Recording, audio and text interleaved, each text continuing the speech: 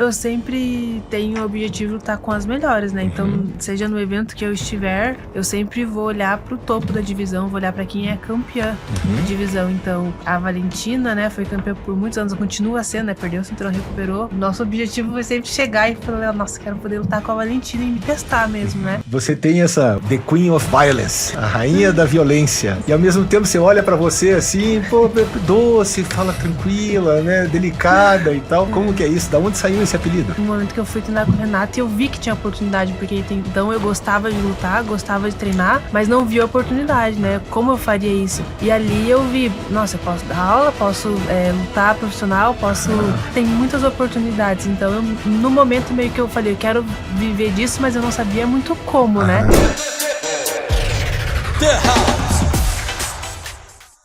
Estamos começando mais um episódio do The House Talks. Hoje temos o prazer de conversar aqui com ela, que é uma das maiores lutadoras do MMA internacional e tem o apelido de The Queen of Violence. Nós vamos conversar hoje com Ariane Lipski da Silva e com o seu treinador e marido, Renato Rasta. Sejam muito bem-vindos, muito obrigado pela presença de vocês aqui. É uma honra recebê-los. Obrigada, Luciano. Prazer estar aqui. Muito prazer legal pra gente. Muito legal ter esse papo com vocês aí. Pô, eu quero começar, antes de mais nada, perguntando pra vocês o seguinte. Pô, vocês trabalham juntos, marido e mulher. Como é que é essa coisa de estar o tempo inteiro junto? Como é que funciona isso? Funciona bem, mas né, a gente foi adaptando com os anos. No início, o Renato, ele é muito fissurado em trabalho, e chegava um momento que eu já não queria trabalhar, mas hoje em dia a gente conseguiu colocar um horário e tudo, mas a gente se dá muito bem, graças a Deus a gente passa o tempo junto e ainda às vezes falta tempo pra fazer as coisas juntos. A gente foi aprendendo a administrar isso, né? A gente teve uma fase inicial, principalmente porque o começo é sempre muito difícil, né? De qualquer carreira, então a gente trabalhava muito, a gente não tinha tanto tempo pra curtir, porque realmente a gente tinha que dedicar esse tempo ao treinamento, foco 100%. Só que quando passou um certo tempo, a gente fazendo isso durante anos, chegou uma hora que começou a ser muito maçante mesmo, porque o esporte exige muito da gente, é muita pressão. E teve um momento que daí a gente já tava sentindo que o relacionamento tava ficando saturado, né? Então a gente pegou e falou, não, a gente tá na hora de dar um tempo pra gente, a gente criar um cronograma e desligar, né? E eu sou muito eu gosto muito, eu sou apaixonado pelo esporte, né? Então eu sou 24 horas e eu consigo ficar assim, a Ari já tem mais o tempo dela ali. Então chegou um momento que eu falei, não, temos que parar com isso. Chegou 6h30, parou o assunto de luta, a gente não fala mais de luta. Senão só fala disso, não tem como. E vamos ter nossa vida aí particular também, privada, preservada, né? Sim. E aí começamos a se ajeitar aos pouquinhos e a gente foi se entendendo. Mas a gente gosta muito de luta. Então, por exemplo, no final de semana a gente assiste luta. Então, nosso lazer, o lazer também é luta. A gente vê daí de uma maneira mais aproveitando, conversando sobre a luta, não tanto quanto treinador e atleta, mas né, de uma maneira de que a gente gosta mesmo de luta. Mas então tem esse equilíbrio no momento de treinador-atleta e às vezes a gente fala de luta depois do nosso horário, mas de uma maneira assim mais como lazer, uma maneira que a gente gosta mesmo. Nos últimos tempos a gente tem até às vezes fala, não, nem vamos assistir o UFC, vamos assistir outra coisa. Ô Ariane, e deixa eu te perguntar uma coisa, pô, você tem essa The Queen of Violence, né? A rainha da violência. Isso. E ao mesmo tempo você olha pra você assim, pô, doce, fala tranquila, né? Delicada e tal. Como que é isso? Da onde saiu esse apelido? Pois é, esse apelido eu comecei na minha carreira no MMA, eu não tinha nenhum apelido. E com 21 anos, eu assinei com o KSW, então, né, comecei a fazer a carreira internacional. E eu tava vindo de uma sequência de nocautes, mais ou menos 3 nocautes na organização. E eu não tinha nenhum apelido, e eles fizeram a luta pelo cinturão e eles mesmos colocaram o apelido. Então foi assim, meio que o evento com os fãs que decidiram esse apelido. E eu achei que ficou muito legal, porque, né, ficou agressivo, mas ao mesmo tempo também ficou feminino. Então, eu achei, né, apelido a gente não escolhe, né? Sim, claro. a gente ganha. E eu gostei desse apelido, então foi por isso. Que bacana. E a tua especialidade é realmente o Muay Thai, o striking, é o nocaute mesmo, né? Isso mesmo. E é o que o povo quer ver, na realidade, né? Verdade. Quem gosta de luta, esse é o auge, é o ápice da luta, né? O striking eu vejo como uma arte um pouquinho mais fácil de entender e mais fácil de fazer errado. Entendeu? Então, tipo assim, você vê na rua, se acontecer uma situação de defesa pessoal, a galera sai dando soco e chute tudo errado, mas sai fazendo. O jiu-jitsu já não tem muito como você fazer errado. Você vai grudar no cara e não vai fazer nada, né? Então o striking, ele é um pouquinho mais fácil de entender, entretém muito mais e é mais divertido, né? Mais dinâmico. Sim, né? Com certeza. Vocês dois saíram, você também saiu da Chutebox, veio dessa mesma linhagem, assim, não? Não, eu comecei a treinar com o Renato, ele tinha aberto a academia, a primeira academia dele. Já como Rasta? O Rastai. A Rastai foi a segunda fase. A primeira fase eu tinha uma sociedade, era Fight Club, com o Daniel, que era meu ex-sócio. A gente saiu e montou... A primeira academia que a gente montou foi a Throwdown Training Center. A gente fechou uma parceria com o pessoal que trouxe a marca de Las Vegas, da Throwdown, que era uma marca que patrocinava o UFC naquele momento. Então a gente conseguiu uma parceria muito boa. Foi a primeira Throwdown fora de Las Vegas.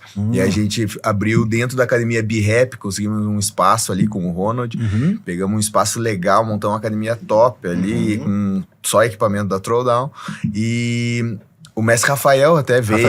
O mestre Rafael Cordeiro e o Verdun ajudaram a gente no dia da inauguração. Fizemos um seminário com ele, fizemos um baita de um aulão, bombou. E aí a gente começou ali um trabalho bem legal. Então foi nessa fase que a Ariane começou a treinar ali na eu treinei quando tava mudando essa transição da Throwdown pra Fight Clan.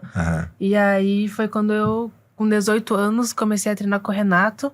Antes disso eu treinava numa academia de bairro, então assim, eu treinava 3 vezes na semana, não era uma academia de luta. E fazia algumas lutas amadoras. Até nesse momento em que eu comecei a treinar com o Renato, eu tava parada de lutar, eu tava trabalhando bastante.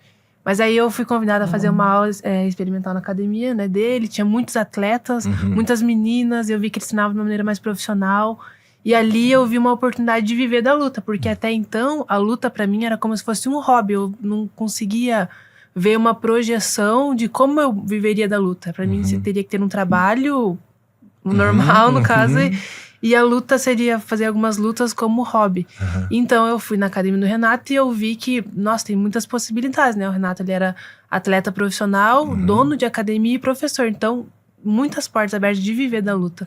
E ali eu saí do meu trabalho e falei, eu quero fazer isso daqui. Em que momento que você percebeu assim, fala, não, eu quero viver disso. Quero viver de luta, quero me profissionalizar. Foi nesse momento, no momento que eu fui treinar com o Renato, e eu vi que tinha oportunidade, porque então eu gostava de lutar, gostava de treinar, mas não vi a oportunidade, né? Como eu faria isso? E ali eu vi, nossa, eu posso dar aula, posso lutar profissional, posso... Né? Tem muitas oportunidades. Então, no momento meio que eu falei, eu quero viver disso, mas eu não sabia muito como, né? Então, eu fiz um acordo, na época eu trabalhava... numa clínica odontológica de auxiliar, e eu fiz um acordo lá, né, com os meus chefes, e fiquei no seguro-desemprego ali por uns 3 meses. Falei, eu quero um trabalho onde eu consiga treinar mais, né, porque eu ficava o dia inteiro nessa clínica. E eu fiquei uns 3 meses, né, fiz alguns, trabalhei em floricultura, até mesmo de uma parceira de treino minha da época, até eu conseguir uma outra oportunidade de trabalho. Aí eu consegui uma entrevista num shopping, porque eu pensei, vou trabalhar no final de semana, mas eu trabalho só de manhã até as 4, vou treinar o resto do dia. Quando eu fui fazer a entrevista que eu tinha passado, o Renato estava precisando de uma recepcionista na academia. E eu tava ali o dia todo. Falou, não, é mais uma oportunidade para eu ficar dentro da academia. E aí o Renato falou comigo, né? Eles viram que eu tava ali, tava na disposição. E daí foi nesse momento que eu dei cresci, consegui desenvolver muito nesse 1 ano até eu me tornar profissional, que foi quando eu de manhã, entrava de manhã, só saía de noite. Eu ficava na recepção, treinava, fazia 3 treinos no dia e eu conseguia evoluir bastante. Conseguiu conciliar bem os horários. Ô Renato, e você teve uma carreira de lutador, você inclusive lutou fora e tal, e morou fora também, né? Isso, eu comecei aqui em Curitiba mesmo, Mas eu tive um período em Portugal, né? Eu competi na Espanha, fui campeão europeu lá, de kickboxing. Daí participei de torneios de Muay Thai também. Aí eu voltei pro Brasil pensando na carreira de MMA, né? Aí que eu comecei na chutebox, na época da Mário Torinho, com o mestre Rafael Cordeiro ali. Ali foi uma época muito top foi uma época de ouro ali da chutebox. Né? Na época que o Vanderlei tava fazendo Pride, isso vários mesmo. Lutadores ali, o Shogun. Tinha o Luiz Azeredo também, que foi meu primeiro professor de jiu-jitsu. Foi ali que eu comecei a gostar de jiu-jitsu, porque eu tinha um lance ali, aquele lance da rivalidade do Muay Thai e jiu-jitsu, eu era tipo, não, anti-jiu-jitsu. Mas o Azeredo foi o cara que mudou a minha cabeça. Eu falei, cara, existe professor gente boa de jiu-jitsu. Claro. Na minha cabeça era tipo... E depois uma coisa assim, não, eu sou... tipo, Atlético e Coxa, sabe? Era tipo isso na minha cabeça. E ali eu comecei a mudar, né, essa visão, comecei a treinar o jiu-jitsu também. Mas ainda eu só competia Muay Thai. Competi Muay Thai por mais alguns anos, até que eu, em 2017, que eu comecei ali a carreira no MMA, né? Até a minha primeira luta foi com o Carlos Prates, que hoje ele tá estourando aí, né? Bati bastante nele, mas no final os caras me roubaram. Mas deixa pra lá. Mas fizemos um lutão, garoto duríssimo, já vi que ia ser um dos bons, ele era bem mais novo que eu também, tinha isso. Então, aí eu tive minha carreira no MMA, acabei tendo várias lesões, tinha o meu negócio aqui também, a minha academia, e teve um período ali que eu poderia ter ido pra fora e largado tudo e tocado a minha carreira, mas tinha uma galera ali que dependia de mim na academia e eu fiquei nessa, entre a cruz e a espada ali, pra tomar uma decisão, né? E acho que esse momento foi bem decisivo pra minha carreira, que eu falei, pô, galera... Eu acho que eu vou ajudar mais treinando e formando essa galera. Eu vou realmente ter mais valor no mundo, ajudando outros atletas, do que eu focado só na minha carreira lá. E eu acabei decidindo por ficar. E aí que minha carreira como treinador começou a acontecer aos poucos. Hein? Legal. E aí como aconteceu essa mudança? Como você se destacou a ponto de vocês irem para fora, né? Irem morar nos Estados Unidos... E depois, ser atleta do UFC. Como é que aconteceu essa mudança?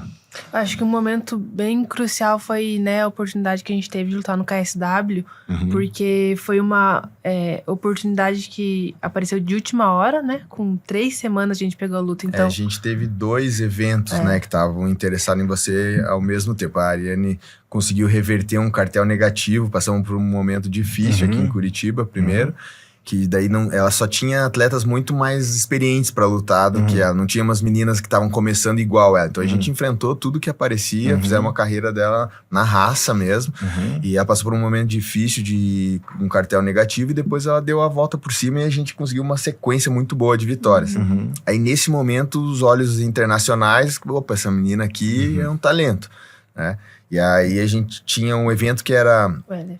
Ele não era o LFA, ele era um outro evento que era o Dana White.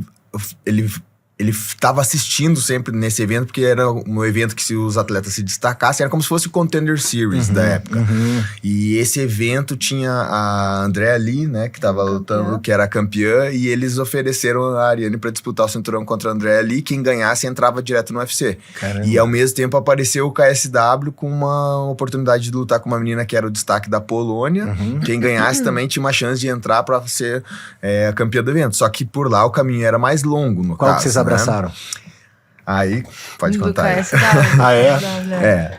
Nesse momento foi um momento bem importante, assim, decisivo, porque eu vi que ela ainda não estava pronta pro UFC, sabe? Então a gente foi estratégico e graças a Deus a gente fez a escolha certa, porque ela precisava de mais algumas lutas. Ela nunca tinha lutado fora. Se ela lutasse lá, já ia ser uma pressão gigante dali pro UFC. Se ela podia ganhar aquela luta, mas o UFC era algo muito grande, com pouca experiência, pouca bagagem internacional. Já o KSW, eu sabia que a gente conseguiria, de repente, segurar mais um tempinho ali, até porque eles tinham uma periodização mais lenta de competições, eram 2, 3 eventos no ano, então ela ia lutar 2 vezes no ano lá, até daria pra fazer alguma coisa aqui. Eu falei, cara... E pagavam bem também, pagavam mais ou menos a mesma coisa, só que pagavam as viagens também pra lá, porque pro evento americano a gente é que tinha que custear as Aí, nesse passagens. tempo vocês ainda estavam morando no Brasil. A gente morava aqui em Curitiba. Aham. E aí, nesse período, a gente falou, não, vamos aceitar o KSW, né? Daí a gente foi pra lá, fez carreira lá dela. Daí isso foi... nesse ano, o ano anterior, que eu tava, né, com o cartel negativo, no ano seguinte... a gente conseguiu 3 vitórias seguidas. Eu fiz 4 lutas nesse ano, 5 no total com essa do KSW. Caramba. Foram uma sequência de lutas. E aí, até fiz 4 lutas, né? E o Renato falou, agora era mais ou menos novembro. Ele falou, esse ano você não vai mais competir, vamos colocar você só em competições de grappling pra você evoluir o seu grappling. Uhum. E você volta pro MMA ano que vem. Aí eu já tava treinando grappling, mas tava segurando um pouquinho mais. Aí apareceu essa oportunidade de lutar no KSW, né? Com 3 semanas pra luta. Daí o Renato falou, não, você bate nessa menina. Deu, tá bom, se você tá falando, né, eu vou acreditar nisso, né? É que a gente não tava esperando que ia competir, mas ao mesmo tempo ela tinha lutado super bem e não tinha se machucado a última luta dela. E aí apareceu essas 2 oportunidades ao mesmo tempo. Eu falei, a gente tava planejando parar, mas... É que nem a gente tava falando antes, cavalo selado. Né? Então, se você... aproveitar a oportunidade. Se você não aproveitar, você vai ficar com medo da falha ali. E não era uma... Assim, era uma luta que eu sabia que ela poderia ganhar. Tipo, era uma luta dura, mas você tá pronto. Então, ali foi... E daí aí, dessas aí é que... Isso, daí foi contra a Katarzyna Lubonska do KSW, né? Lá uma polonesa. E a gente fez a estreia no KSW, um evento europeu muito grande, né? Primeira luta internacional, eu tava com 21 anos. E aí, dali, a gente ganhou a luta, né? Placou uma sequência de vitórias e o KSW foi um momento muito bom, porque tiveram lutas muito boas. Eu lutei com uma atleta que tinha acabado de sair do UFC. E aí, foi quando começou a projeção. E aí, depois disso, né? Teve o cinturão. Então, assim, foi um momento perfeito, um momento de contos de fadas ali, né, no KSW. Deu tudo certo. Tudo certo, tudo perfeito. E aí, quando teve a segunda defesa de cinturão, o UFC, ele oficializou, né, a categoria de 57, porque até então só tinha o 52 e o 61. Então, ele inaugurou os 57 quilos, que era a minha categoria, e fora do UFC, eu era a número 1, né, do ranking, né, fora do UFC. E aí o UFC entrou em contato. Então, esse momento ali, né, de aceitar essa oportunidade, abraçar a oportunidade, né, tudo ter corrido tão perfeito, foi que abriu as portas pra entrar no UFC. E como é uma mudança muito grande, assim, quando vem o UFC pra contratar, assim, é um checão legal, é um contrato bacana, muda muito o patamar? A gente conseguiu um contrato muito bom no KSW. A Chiariane se destacou muito lá, vendeu bem, porque eles conseguiram... A gente foi esperto. A gente sabia que, né, ela tinha o sobrenome polonês, então a gente utilizou isso como ferramenta de marketing lá, né? Então a gente conquistou o público todo. Quando ela foi pra lá, eu falei, você é polonesa, você vai ganhar, você vai nocautear ela no segundo round.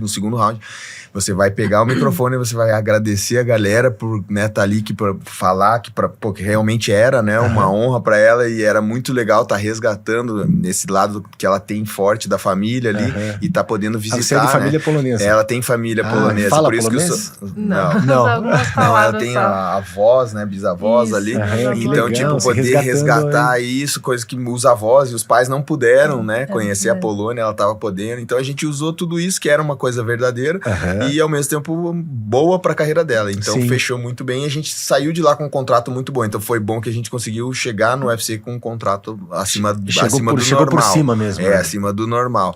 Então assim, a gente tinha uma boa projeção ali de carreira no KSW, mas é um pouco mais lenta. Então chegou um momento que a gente falou, não, agora é a hora do UFC. Ela tinha enfrentado uma menina que tinha acabado de lutar com a Amanda Nunes e nocauteado. Eu falei, opa, agora a gente tá pronto, agora tá chegando o momento. Né?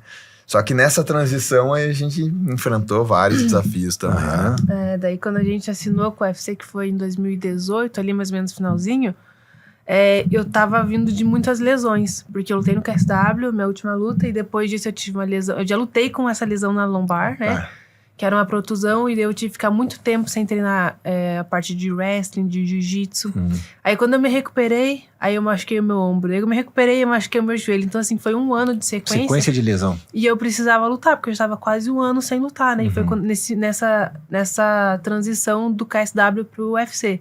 Então assim, quando a gente entrou no UFC, eu não tava no mesmo nível que eu tava no KSW tava pior, porque Sim. eu não tava conseguindo treinar, né? E evoluir o quanto eu precisava pro KSW, pro UFC, que também é um nível, né? O maior evento do Aí foi mundo. uma fase que ela tava se desenvolvendo no grappling, né? O striking dela tava muito bom já, mas o grappling a gente tava ainda, o trabalhando. jiu-jitsu e o wrestling tava trabalhando. Então, ela não tinha ainda a memória muscular do grappling. Então, esse período parado fez com que ela regredisse aquilo que estava sendo aprendido, entendeu? Então, foi um momento que a gente teve que adaptar tudo. Ah, tá com o joelho machucado, vamos treinar só o boxe. Tá com o ombro machucado, vamos treinar os chutes. Então, a gente ficou treinando striking e separado ainda. Então, foi um momento bem difícil, tinha que lutar, né? Mas aí a gente fez uma sequência ali, né? Ela perdeu essa primeira e tal, e aí a gente foi... Quem tá fora desse métier, né, da luta, da arte marcial e tal, não tem ideia do que é o trabalho fora luta, né? Fora o momento do evento propriamente dito, né? Tudo que tem no entorno, porque são atletas, não são máquinas, né? Então lesões, tem que conviver com lesão, com dor, com limitação, porque muitas vezes você tem que entrar... você tem um contrato, tem que entrar e você não tá 100%, você sabe que não tá 100%, né? É exatamente isso, mas a gente, lógico, todas as lutas que a gente aceitou, entramos confiantes de que eu poderia ganhar. Sim. E poderia mesmo, porque a gente já viu casos, né, de atletas que lutaram lesionados e ganharam, mas é um risco. A luta já é 50% para cada um. São 2 atletas, né, cada um ali, os dois são treinados. Então, se você entra com uma lesão, se você teve uma lesão no camp, se você tem... Você já não tá com 50%, já tá um pouquinho, né? Sim. Mas ainda tem chance de ganhar, e todas as lutas, né? Eu entrei muito confiante, a gente fez o nosso melhor. Até porque a gente também sempre imagina que o adversário também pode estar nessa mesma situação, porque a gente sabe como que é. Claro. Entendeu? Então, assim, se a gente tá com alguma coisa que dá pra se manter, ele fala, não, é uma lesão, mas não é uma lesão grave, uma lesão que dá pra administrar, o adversário tá com uma pior. Já entra com essa mentalidade, entendeu? Porque é assim, né? O esporte é um esporte de superação. Se o cara fica ali, eu tô com uma dor, não vou... Não funciona pra esse esporte. Então, foi isso, né? A gente nível de exigência desse esporte é muito alto. Eu acho que é o maior do mundo. Sim. E sobre o aspecto, assim, emocional, você passou por um momento de ansiedade, de ter crise de ansiedade, de até acho que crise de pânico, não? Como é que foi isso, assim, em que momento isso surgiu e como é que você superou isso? Acho que tudo começou, várias vezes a gente conversou sobre isso, acho que tudo começou nesse processo de transição do KSW pro UFC, nesse momento em que eu tava... tendo muitas lesões, né? Então é um nervosismo, né? Que a gente não tava muito sabendo como... Eu não tava sabendo, não tinha nunca tive lesões, né? Assim, seguidas. E a expectativa de sair de um evento como campeã e entrar no UFC com expectativas, tinha muita expectativa sobre mim. E a frustração de não conseguir mostrar aquilo que eu mesma tava esperando de mim, né? Todo mundo também tava esperando, lidar com... haters de uma maneira mundial, né? Que o UFC tem visibilidade mundial. Então, tudo começou a gerar aí. Comecei a ficar mais triste, comecei a ficar um pouquinho mais desmotivado nos treinos, comecei a ter problema para comer, não conseguia me alimentar muito bem, de ansiedades, mas davam sintomas diferentes. Mas, assim, eram coisas leves que a gente... Eu também, por falta de entendimento, não sabia, né? Não deu a devida importância. Exato, nenhum de nós dois. Nós dois falhamos nessa parte. Assim. Então, assim, eu chorava muito. Eu via como, treinos. Tipo, algo... ela não tá muito bem, hormonal e... pressão. Daqui a pouco passa e tal. E a gente não lhe deu a devida atenção. E aí, tinham treinos que eu ia muito bem, mesmo assim. Tinha treinos que eu não tava muito bem. Então, foi nesse processo, 2019, aí 2020... mas nesse momento teve altos e baixos, né? Resultados bons, resultados ruins, mas nessa época em que deu mesmo, assim, que eu senti que eu tive uma crise de pânico, foi em 2020, numa pandemia. Eu tava vindo até de um resultado bom, a gente teve a Ilha da Luta, onde eu tive, né, uma finalização muito boa, bônus à noite, tudo, mas eu lembro que eu tava num mercado e aí me deu uma coisa que parecia que eu ia morrer, e eu não sabia muito bem o que era isso, né? Eu sabia que era uma coisa muito estranha. Aí eu cheguei pra ele e comentei, nossa, passei um pouco mal, foi meio estranho e tal, mas assim, beleza, mas assim, nada que eu quisesse ir atrás, né, procurar um especialista, mas eu procurei uma psicóloga mas focada nas competições, assim, sabe? Eu falava, né, aconteceu isso, mas eu quero performar. E aí, na minha segunda luta do UFC, o que aconteceu? Isso antes de 2020, 2019. Eu passei muito mal, eu comecei a vomitar antes da luta, Antes eu da não queria lutar. E foi uma coisa que a gente não tava entendendo, assim, então assim... Claro que nessa altura você já era bastante experiente. Muito já. experiente, então por que eu não queria lutar? A gente pensou, nervosismo antes da luta de uma maneira diferente, mas tudo isso eram sintomas de crise de ansiedades que eu não sabia muito como lidar, e não sabia que realmente era esse diagnóstico, né? Hoje em dia é muito mais claro, muito mais informação. Sim, com certeza. Mas eu sei, assim, que eu fui melhorar 100% mesmo, foi em 2023. Foi em 2023 que eu, né, quis começar a ter uma crise, aí eu já soube como lidar. Foi nessa fase que a gente mudou para os Estados Unidos. Né? A gente mudou em final de 2020, quando começou a né? pandemia. Isso, ali, né? final de 2020, aí, assim, tiveram... mas não era uma coisa que era constante, né? Tem pessoas que vivem com crise de ansiedade. Ou... Você tinha momentos que retornavam, isso que eu acho que voltavam. até mesmo por isso que eu não fui buscar uma ajuda tão cedo, porque eram momentos. Meio assim, que dava para administrar. Isso, tinham competições picos. que eu tava boa, competições que não, que dava pra ver que era o meu emocional, que eu não conseguia me soltar ali, não conseguia performar da maneira esperada, mas era coisa assim que a gente achava, todo mundo lida com isso. Mas aí, em 2023, foi quando a gente se batizou. E eu posso dizer assim que eu fui curada mesmo. Fui curada, hoje em dia não tem mais crises, graças a Deus. Que legal. Sei lidar, quando quer começar... Você já sabe como é que você administra para não entrar na crise. E já sei também o foco, da onde surgiu, né? Que são preocupações, aquela coisa, expectativas, coisas, né? Que a gente lida, expectativas dos outros, as nossas expectativas, coisas que a gente... perde o controle. Hoje em dia, eu sei que o controle não está nas minhas mãos. Chegou a fazer, né, trabalho com psicólogo, com mental coaching. Ajudou, eles trazem algumas ferramentas, mas o que curou mesmo foi no lado espiritual, que realmente teve um efeito que mudou de dentro para fora, e foi ali que mudou a chave. Mas eu nunca tomei medicamento, nunca precisei, até porque eu dei uma pesquisada na época e falava assim, se você deixar...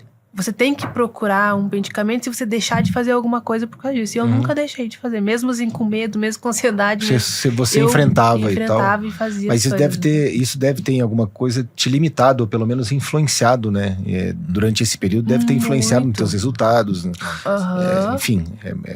É muito claro, assim, eu consigo olhar para as minhas competições, para as lutas que eu tive e falar, essa daqui eu não estava muito bem. Essa daqui eu perdi por técnico, mas essa daqui eu sabia técnico que não consegui me soltar. Essa daqui eu perdi, mas estava tudo bem. Então, assim, é muito claro hoje em dia, né, que a gente tá de fora. Pra mim, principalmente, que sou, né, treinador, eu consigo ver de uma forma mais fria. Sim. É nítido quando ela foi falha nossa, tecnicamente, a gente viu alguma coisa, mas ela performou e a gente perdeu por normal do esporte. Sim. E quando ela não performou, que é aí que ela podia fazer melhor. Que é ali que a gente vê e fala, ó, aqui tem um problema que a gente tem que estar atento, né? Então... E quando você fala que eu fui batizada, o que você se refere ao que exatamente? Eu sou cristã, né? Então eu me batizei, sou... Entendi. Nesse momento que você se batizou e... Isso. Teve um momento depois que eu me batizei, mas assim, daí eu conheci Jesus, eu comecei, né, a conhecer mais a palavra, eu comecei a entender mais realmente ter um propósito na minha vida. Isso já nos Estados Unidos? Isso nos Estados Unidos. Vocês têm uma igreja lá, né? Que vocês...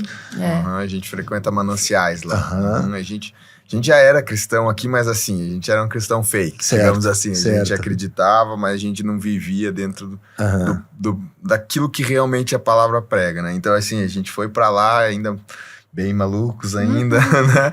Aí a gente foi, depois que a gente decidiu que estavam acontecendo esses cenários aí que a gente estava aprendendo a lidar, teve um momento ali que a gente virou a chave mesmo. Falou, não, chega de viver assim, vamos se posicionar de verdade? Vamos se posicionar. E é ali que as coisas foram mudando, né? A gente se batizou, entrou para essa igreja, hoje a gente serve na igreja, a gente tem um propósito forte mesmo. Ali com a galera. Vocês moram na Flórida, né? Isso. E tem vários atletas na nossa igreja ali, né? Tem um pessoal que é do UFC também, o Gregory Robocop, o Vicente, então, e o nosso pastor é faixa preta também, de jiu-jitsu, então assim, é uma galera do esporte também, então é uma galera muito massa. Vocês estão nos Estados Unidos há 3 anos? Não, 5 anos já. Desde a pandemia. Desde a pandemia.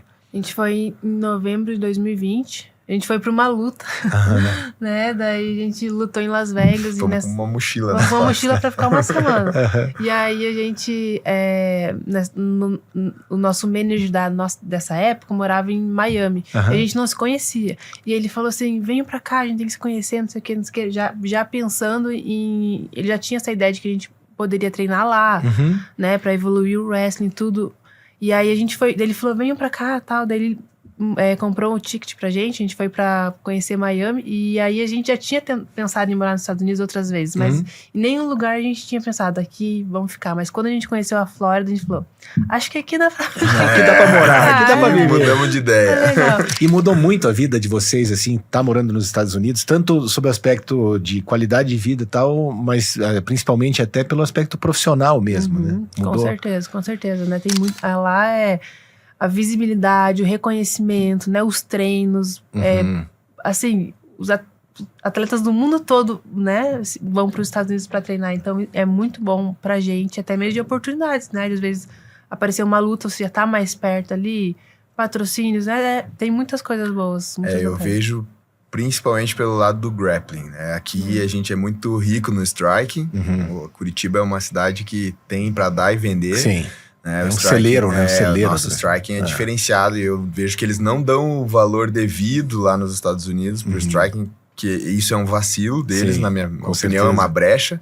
Então a gente tem que aproveitar essa brecha, mas em compensação no grappling eles estão sobrando. Sim. Os melhores brasileiros do jiu-jitsu acabam indo pra lá. E eles acabam também meio por formação de escola, até na escola eles têm, né? Exatamente. E o wrestling é fortíssimo, né? Então eles têm um wrestling muito forte, o wrestling olímpico, mas eles já têm essa visão também da transição do wrestling pro MMA.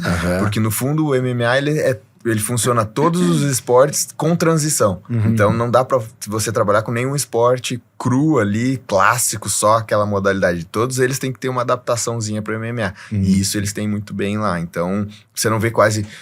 Você vê o jiu-jitsu sem kimono mais valorizado do que o de kimono, que pro MMA é muito melhor, né? Você vê as regras do jiu-jitsu muito mais voltadas pra DCC, que é uma regra que funciona muito mais no MMA. Sim. Não é aquele jiu-jitsu muito parado, sentado, não. Tem que disputar a queda, tem que cair por cima, tem que jogar pra pegar, é um jogo mais agressivo.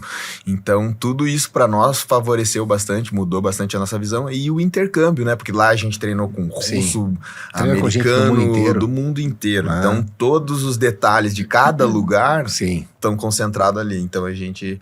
Nessa parte, eu acredito que foi o melhor pra nós dois. E pra mim, foi, fundamental, assim, pra me tornar um treinador mais evoluído, né? Por estar sempre... aprendendo o que tem de novo, o que tem de melhor, o que estão aplicando. Então a gente tem crescido muito profissionalmente. Ariane, e dentro do UFC, qual foi o teu maior desafio? Assim? Qual foi o momento o maior desafio e a maior conquista, assim, a maior vitória que você fala, porra, essa foi o momento que você guarda assim como uma lembrança mais especial? Eu acho que é o momento que eu guardo, assim, né? O momento mais especial, acho que foi quando eu lutei com a Casey O'Neill, que foi quando eu entrei no ranking. Acho que foi uma luta bem importante, tive uma performance perfeita, foi tudo perfeito. Deu tudo certo. Nocauteou e finalizou ao mesmo tempo, quase. Nocauteou e finalizou, como é que é isso? E por muitos anos, né, eu tava querendo entrar no ranking do UFC. Como eu falei, tive muito altos e baixos, então quando eu consegui entrar no ranking do UFC, foi um momento muito bom mesmo, né? Foi uma conquista muito grande, tava muito feliz. E o momento mais difícil, acho que foi as últimas lutas, né? Foram, né? Infelizmente, eu tive uma sequência de derrotas e que eu não consegui impor o meu jogo. E é difícil, mas ao mesmo tempo eu vejo como uma oportunidade de amadurecer, né? Então, é difícil porque eu sei que eu tinha mais pra mostrar e não consegui. Mas também é um combustível para eu sei que eu posso fazer mais. Então, né, tô prestando essa minha próxima oportunidade aí para mostrar essa minha evolução e mostrar e não deixar isso acontecer novamente. E você tá de casa nova, né? Você acabou de assinar com outra instituição, né? Como é que foi essa mudança? Então daí, né, saímos do UFC, meu contrato acabou, não teve a renovação. E o PFL já era uma opção, mas a gente ainda não sabia porque eles também estão mudando o formato. Eles tinham um formato de GP no ano, então era o campeão do ano, né? Hoje em dia eles mudaram e abriram essa categoria do 57, então já era algo que estava sendo explorado, mas eu não sabia, assim, de imediato se eu iria assinar com eles ou não, se eu teria que fazer algumas outras lutas antes. Então, quando eles entraram em contato, né, com o meu manager, eles falaram que iam assinar comigo, né, eu fiquei muito feliz com a oportunidade de lutar no PFL, o evento está crescendo muito, é um evento que está há pouco tempo, mas, assim, PFL passa no ESPN, não é? Passa na ESPN. Aqui eu acho que passa no canal Combate, se eu não me engano. E lá nos Estados Unidos passa na ESPN também. Que dá muita projeção, muita E visibilidade. agora é o único que passa na ESPN, porque o UFC fechou com a Paramount, né? Então a ESPN, como é um canal esportivo, ficou uma vitrine excelente, né? O evento vai crescer bastante esse ano. Faz quanto tempo que você assinou com o PFL? Faz o quê? Uns 2 meses. Agora, bem recente. Vai estrear em março. Você não estreou ainda? Não, vou fazer minha Legal. estreia em março. E você já começou a preparação? Como é que tá? Já tô treinando, mas o meu camp mesmo vai começar agora em janeiro, né? Tá, nós estamos 3 meses praticamente. Isso. A gente Janeiro começa o camp pra março. A gente tinha começado um camping, porque a gente não sabia o que viria, né? Então, o nosso empresário falou, mantenha ela pronta, né? Então, a gente já estava fazendo uma base bem sólida. Daí, surgiu uma possível data para março. Daí, a gente falou, então agora a gente dá uma pisada no freio, vamos pro Brasil. A gente tem um intervalinho ali e na metade de dezembro a gente começa de novo. A gente tá já meio que treinandinho, mas daí a gente faz uma base e em janeiro a gente começa a acelerar de novo. Legal.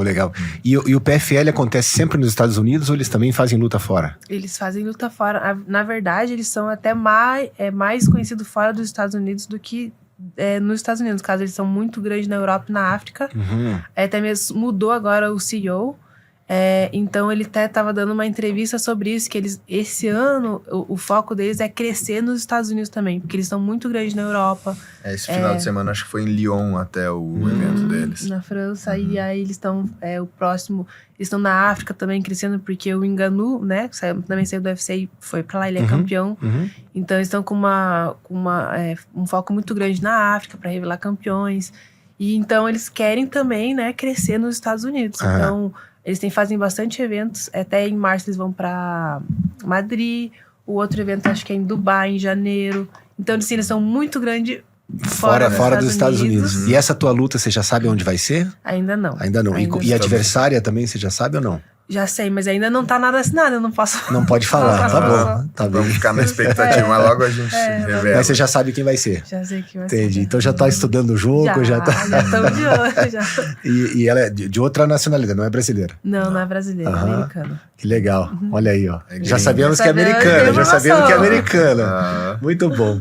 E em falar em atleta, você também treina outros atletas, né, Renato? Você tá treinando, inclusive, a Amanda Nunes agora, não é isso? Isso, também. Tô treinando a Amanda. Tô fazendo a parte de Muay Thai, né? Pra preparação contra a Kayla Harrison, que ela luta agora em janeiro, dia 24. Então, eu já fiz um trabalho com ela para outra luta, né? A última luta dela antes de se aposentar. Mas eu fiz algumas aulas só, dei alguns toques, porque ela já tinha o time de treinadores fechado. E aí ela parou esse tempo, né? Ela ficou parada. Parada não, né? Ela ficou meio treinandinho, modo light ali. E agora ela voltou com tudo. Eu já comecei o trabalho com ela, acho que foi em outubro, mais ou menos, setembro, outubro ali, que a gente já começou a fazer um trabalho. Então a gente já veio fazendo uma base sabendo que seria contra a Kayla Harrison, né? A gente já tinha ela já tinha essa visão de tipo assim, vou pegar a Kayla quando ela chegar no cinturão. Então ela já tava mirando isso. E a gente já tava fazendo um trabalho específico, porque ela é canhoteira, judoca, então a gente já tinha um trabalho específico em cima disso, que a gente já veio fazendo até que marcasse a luta. Quando marcou a luta, ela já tava pronta. Ela falou, beleza, agora a gente vai começar o camp. E ela também é uma excelente atleta, né? Ela não tem o que... Fora de série, né? Fora de série. Dispensa apresentações, né? Não precisa falar nada, né? Ela é excepcional. Mas é legal que o nosso estilo aqui tem a agregar no jogo dela, né? Então, a gente tá vindo com umas ferramentas novas, umas armas novas aí que eu tenho certeza que ela vai se apresentar ainda melhor nessa próxima luta. Ela vai estar no melhor dela, vai estar com com o que ela já apresentava, mas com umas ferramentas novas aí, tem tudo pra dar show. Vai ser um lutão, né? Isso Que bacana. todo mundo pode esperar. E a Amanda é muito sinistra, que ela, né, é muito boa, ela é muito completa e ela ainda continua. Ela E o continua mental dela, evoluindo assim. muito, assim, ela é muito Ela boa. realmente é impressionante, porque ela, você olha fisicamente, até ela não impressiona, né? Tipo, você não tem é tão lutadoras, por exemplo, você tem uma Chrissy Borg, por exemplo, que é uma lutadora que impressiona Sim, muito a no Cris físico, é né? Muito E a forte, Amanda, né? você olha, mas ela é muito forte, né? Você olha o físico forte. dela, ela não parece que ela é grande, assim, Exato. de força como ela é realmente, né? E, É que ela tem uma estrutura óssea diferenciada. E o que eu acho que ela é... Eu já tive a oportunidade de conviver, de ver a carreira e até de trabalhar com vários campeões, né? O Vanderlei mesmo, né? Eu vi ele na época do Pride, vi ele se preparando, pude ajudar um pouco na preparação dele contra era pra ser a luta contra contra o Vitor Belfort, mas o Vitor Belfort se machucou. Fiz alguns treinos com o Dida e com ele nessa época. Aí depois o Shogun também eu vi crescendo, vi ele voando já na época do Pride. Depois eu pude participar de alguns treinamentos na luta dele contra o Chael Sonnen. Fiz alguns treinos junto com ele também. Pude participar desse camping.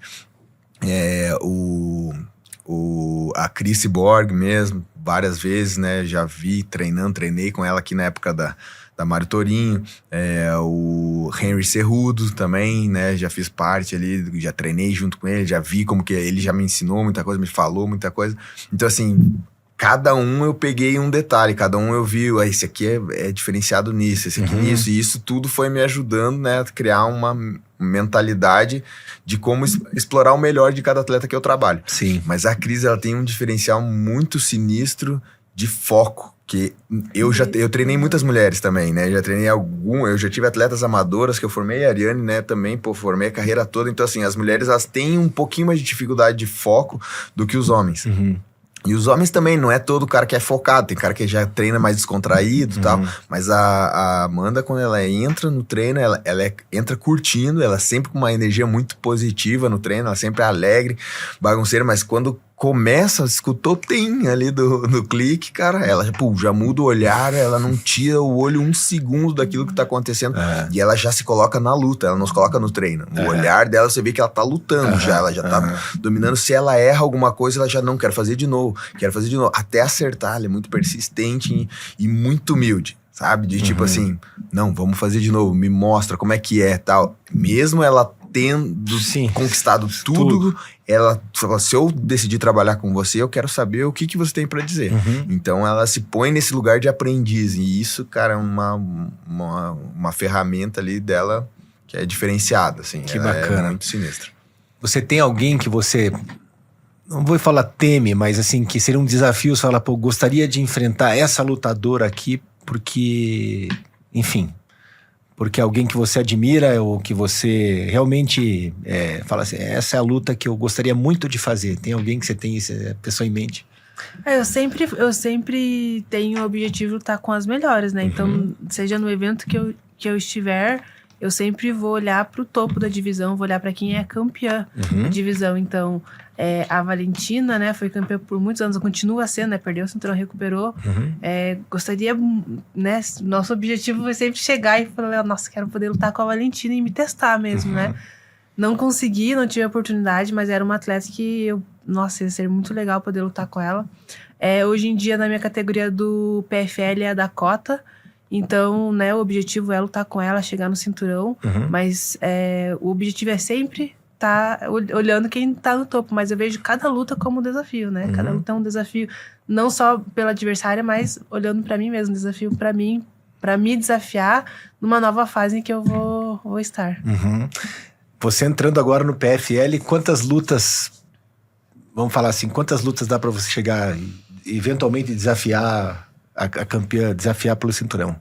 Então, o PFL, o bom, né, dele tá mudando esse formato, né, e abrindo essa categoria oficialmente, o 57, não só pelo GP, como eles faziam. Então, o bom é que eles estão ainda formando e contratando meninas, então o caminho é um pouco mais curto do que o UFC, que tem muitos atletas. Então, eu acredito, assim, que, né, ganhando essa próxima luta, mais 2 lutas, né, então a gente pode ter a oportunidade de lutar pelo cinturão. Que bacana. A gente nunca sabe exatamente o que vai acontecer, principalmente porque o evento está numa fase nova, acabou de mudar, acabou de criar esse novo formato, porque eles estão com um formato mais parecido com o do UFC agora. Antes era torneios, né, anuais. Então, assim, pode ser que aconteça em 2 lutas, pode ser que aconteça em 3, Sim, tudo depende... Depende de uma série de peças, né? Exatamente, depende das outras lutas e depende de como ela vai sair nessa primeira. Como a gente já sai... Ela era número 12 quando ela saiu ali do UFC, então ela já sai como uma das melhores atletas do mundo. Do mundo, claro. Então, ela ganhando uma luta já em destaque, pode ser que a próxima já seja pelo cinturão. Ou, não, porque também tem a Vivi, que acabou de sair lá, que também era número 8, 9 ali do ranking, da mesma categoria do UFC. E também assinou com o PFL agora. Se a Vivi se apresentar bem, pode ser que eles coloquem ela com a Vivi, ou a Vivi com outra, e a Ariane com outra, para se testar um pouquinho mais, e eles veem quem lutou melhor, vamos colocar essa aqui. Sim. Então tudo depende de uma série de eventos ali, mas a gente acredita aí que no máximo em 3 lutas ela pode estar já disputando o cinturão, no máximo. Ô Renato, e vocês estão lá nos Estados Unidos e tal, você tem todo esse teu trabalho como treinador, mas você também tem academia aqui no Brasil, né? Isso. Que é a Rastai, né? Isso, a gente acabou de mudar o nome da nossa academia, a gente alterou faz um mês, mais ou menos, né? Que eu alterei o nome para Fighting For. Fighting For MMA. Então, assim, a gente mudou o nome porque é um novo momento que a gente tá vivendo. Foi tipo, a gente consagrou a academia mesmo. Tipo, a gente se batizou, a gente mudou. Antes eu trabalhava por um motivo, hoje eu trabalho por outro. Então eu quero realmente começar um negócio novo. Então, assim, passei... É um prejuízo de marketing, no sentido de que a gente tem que refazer tudo do zero. Mas eu falei, não importa, porque realmente a gente quer zerar o jogo e vamos começar do zero de novo. E a gente acabou saindo do nosso espaço, né? Hoje somos vizinhos aqui, somos né? vizinhos aqui, né? Você tá ali no espaço da Fênix, no Espaço Fênix. Fiz uma parceria. Sensei Miguel, Isso, né? Fiz uma parceria com o Miguel ali, e a gente tá com o Karatê e o Muay Thai na mesma escola agora, e então a gente tem o Muay Thai e o MMA aqui em Curitiba, porque a ideia nunca foi sair e largar a mão de tudo, né? A gente tem esse ideal de se a gente conseguiu ganhar, a gente não pode simplesmente sair pra lá e deixar tudo pra trás. Não, a gente, mantém honrando o mestre Rudimar, mestre Rafael, as nossas origens, né? A gente aprendeu tudo com eles. Hoje é o trabalho que a Ariane tá se destacando aí, vem muito tempo atrás, né? Se não fossem eles abrirem as portas, se não fosse eu ter me quebrado todo, aberto as portas para ela também. Sim. É tudo uma consequência de um trabalho que vem muito antes da gente. Então, a gente encontrou nesse negócio com a academia aqui uma forma de honrar tudo isso e manter essa porta aberta para a galera que sonha em lutar, sonha em ser lutador ou simplesmente treina por ter uma vida melhor, uma vida mais saudável, proteção, né? Seja o que for, a gente mantém a porta aberta aqui, continua formando novos professores, novos alunos, e agora a gente abriu a ponte, né? E eu tenho um trabalho com o Wagner Rocha, que é um dos top do jiu-jitsu, lá nos Estados Unidos. A gente começou um projeto devagarzinho com novos atletas para projetar novos atletas lá, né? Eu tô treinando também a Thalita Alencar, que é atleta do UFC, campeã mundial de jiu-jitsu, tá treinando comigo, saiu super bem aí nas 2 lutas que a gente começou o trabalho. E tem alguns novos atletas que estão começando da base amadora mesmo, que a gente tá fazendo um trabalho lá. Então a ideia é criar essa ponte. Começa aqui, se a gente vê que tem uma galera que se destaca aqui, a gente vai ajudando. Sabe que eu me formei preto aqui com o Sensei Miguel. Olha aí, que né? legal. E ali tem o filho dele, o Ian Miguel, tá indo muito bem. É um menino de 14 anos ainda, mas campeão brasileiro, campeão pan-americano de karatê, né? Legal. E que tá começando agora no Muay Thai. Já fez a primeira luta. Já fez a primeira luta. Eu fui lá, acompanhei a luta dele, foi bem. É isso. E a ideia é essa. Quem sabe logo nós vamos ter um... É isso. Tem ele, tem o Gabriel, que lutou ontem também, já lutou bem, né? O William mesmo, que é o que tá na liderança aí do time aqui, meu black belt, tá super bem também, é um atleta duríssimo, tem já um bom número no profissional de MMA, então a gente tá ainda projetando novos talentos aqui, E já fica aí o chamado, quem quiser, sonhe em ser um lutador, sonhe em lutar fora, a gente tá abrindo essa ponte. A gente começa aqui, faz de tudo pro atleta começar a se projetar bem aqui, e assim que puder a gente tenta fazer essa transição lá para os Estados Unidos para estar avançando na carreira internacional com a gente por lá. Muito legal. Eu tô falando nome da academia. Nome novo.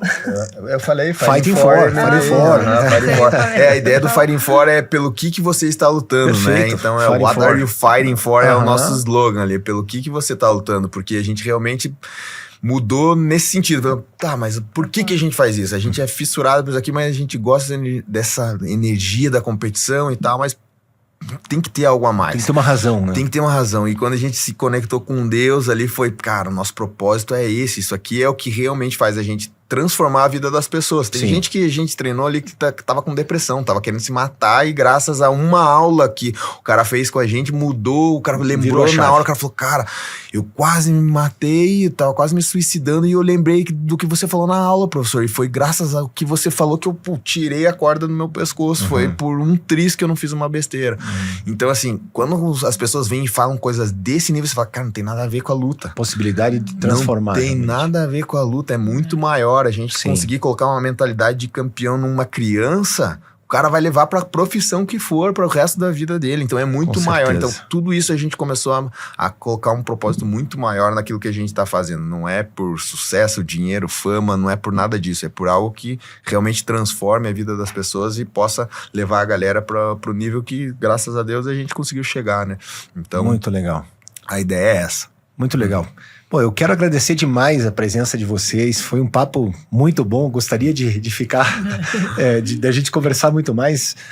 Muito obrigado pela presença de vocês, eu desejo muita sorte, tudo de bom na carreira. Ariane, vamos esperar você disputando o cinturão já, né? A gente quer na próxima estar falando aqui a respeito do cinturão que você conquistou. Obrigado pela presença de vocês. Eu quero agradecer também vocês que estão seguindo a gente nas redes aí, que estão inscritos no canal. Quem não tiver inscrito e estiver acompanhando e tal, e quiser se inscrever, é bastante importante para o nosso trabalho. Eu quero agradecer também os nossos patrocinadores, a Cell Shop e a cerveja especial Teresópolis. Valeu, gente. Obrigado, Ariane.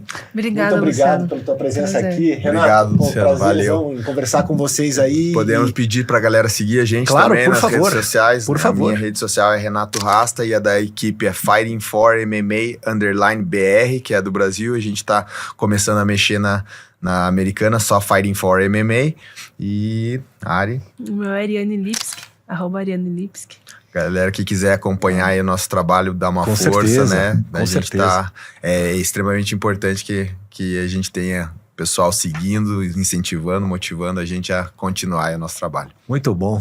Valeu, gente. Obrigado. Valeu. Obrigado, valeu. Até a próxima.